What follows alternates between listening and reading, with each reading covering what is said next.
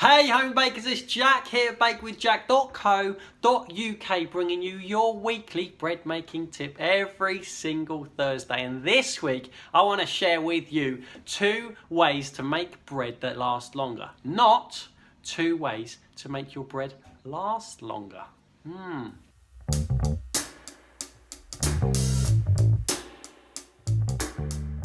Hey everybody, thanks so much for tuning in to your weekly bread making tip today. If you're new here and you're watching on YouTube, consider subscribing because I try and pop a little bit of information to help you out on your quest to amazing bread every single Thursday. Now, homemade bread is amazing, right? But people say to me, hey Jack, but it doesn't last very long. How do you keep it? And I've done a little video on how you keep your bread after you've made it to ensure that it lasts longer. Today I want to talk about 2 things you can do to your bread dough to make actual bread with a longer shelf life. Yeah?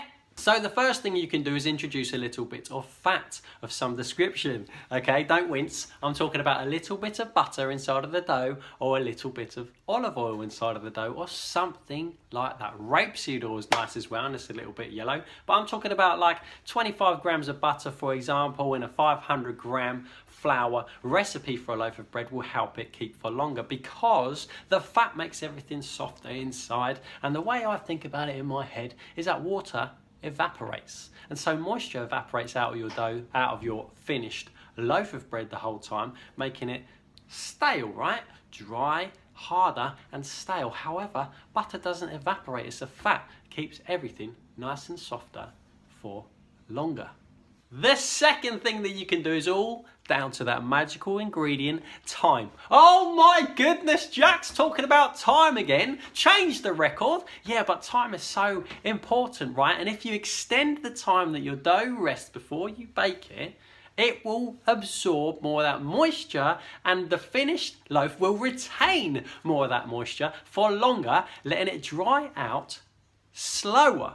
Does that make sense? So introduce a little bit of extra time into your dough, whether you're resting it as a whole for longer, whether you're making some sort of pre-ferment sponge, Polish Beagle or something like that I've spoken about in another video before, that rests overnight or for a few hours before you make it or something like that, whether you're doing an autolyse, which is basically mixing up all your ingredients and leaving it for 20 minutes, 30 minutes to absorb that moisture before you need it, something to introduce extra time into your dough will make a loaf of bread that lasts longer.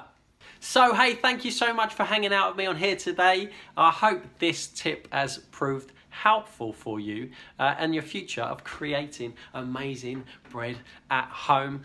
We put a lot of effort into our homemade bread at home, and it's nice to have a few little sneaky tips I thought I'd share with you to make them keep well for longer. Not that I ever have that problem because I eat it so fast. And that's it. If this video has helped you out, please share it out to all your bread making pals. That would be super helpful.